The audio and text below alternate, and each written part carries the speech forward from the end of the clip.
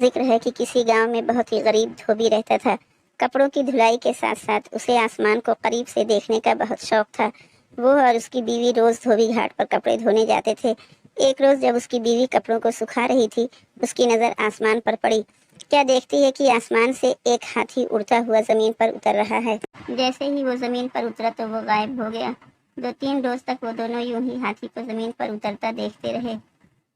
انہوں نے فیصلہ کیا کہ کل وہ اس ہاتھی پر نظر رکھیں گے کہ ہاتھی زمین پر کیوں اترتا ہے اور پھر غائب ہو جاتا ہے، آخر ایسا کیوں ہے۔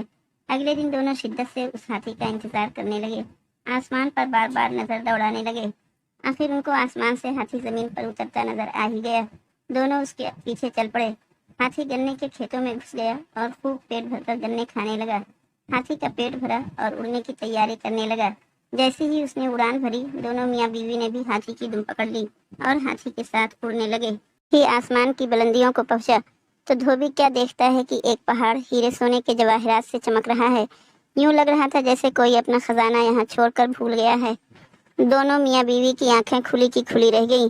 آخر ہاتھی پہاڑ پر اتر گیا۔ دونوں میاں بیوی بھاگ کر سونے پر ٹوٹ پڑے اور زیادہ سے زیادہ سونا اکٹھا کرنے کی کوشش کرنے لگے۔ رات کے بڑھتے اندھیرے سے پریشان ہونے لگے۔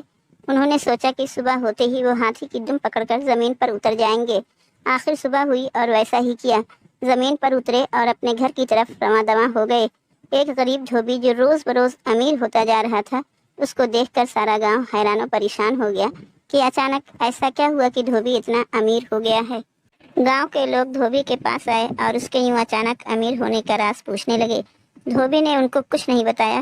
ایک دن دھوبی کسی کام سے شہر سے باہر نکل گیا۔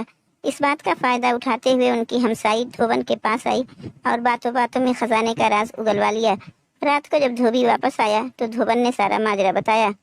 دھوبی کو اپنی بیوی کی اس حرکت پر بہت غصہ آیا، مگر اب بات ہاتھ سے نکل چکی تھی۔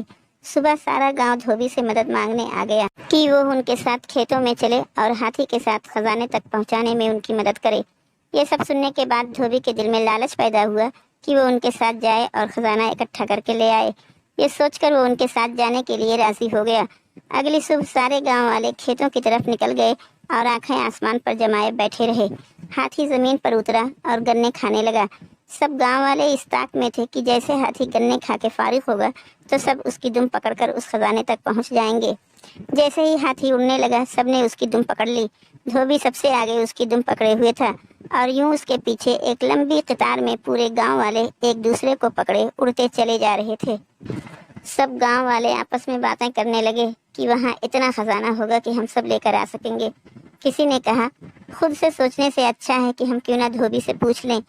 ایک گاؤں والے نے پوچھا کہ وہاں کتنا سونا ہے۔ دھوبی خزانے کی لالچ میں گاؤں والوں کے ساتھ چل دیا تھا۔